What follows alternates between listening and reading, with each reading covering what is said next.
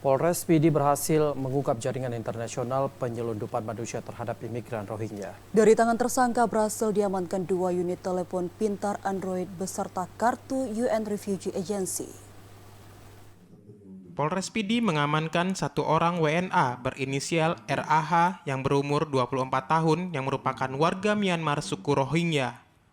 Pelaku ini masuk Indonesia dengan tujuan melakukan penyelundupan imigran ke Malaysia. Pelaku merupakan agen suruhan dari bos besar yang menetap di Malaysia yaitu Khalek, Muhammad Rofok Fayad, dan MD Yunus. Sementara di Indonesia, ia dibantu oleh 4 agen lokal yang bekerja sama dengan Bodu Zaman sebagai pengungsi yang berada di kamp pengungsian Loksmawe atau sebagai pelaku yang mengeluarkan pengungsi di kawasan tersebut. Setelah para pengungsi berhasil dikeluarkan, mereka dibawa ke Medan, Sumatera Utara dan diberangkatkan ke Malaysia dengan jalur laut atau kapal feri. Para pelaku diancam dengan pasal 119 ayat 1 masalah dokumen keimigrasian dengan ancaman hukuman 5 tahun penjara.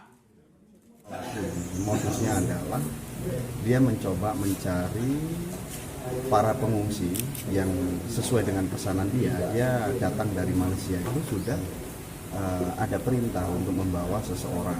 Membawa seseorang ini tentunya pengungsi yang berada di Padang Fiji.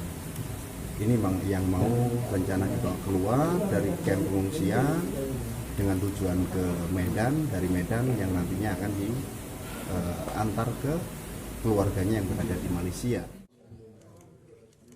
Kapolres Pidi AKBP Imam Asfali menyebutkan pelaku yang berhasil ditangkap diserahkan langsung ke kantor imigrasi Aceh beserta barang bukti yang sudah diamankan, 2 unit telepon pintar Android sebagai alat komunikasi beserta 1 lembar kartu ATM.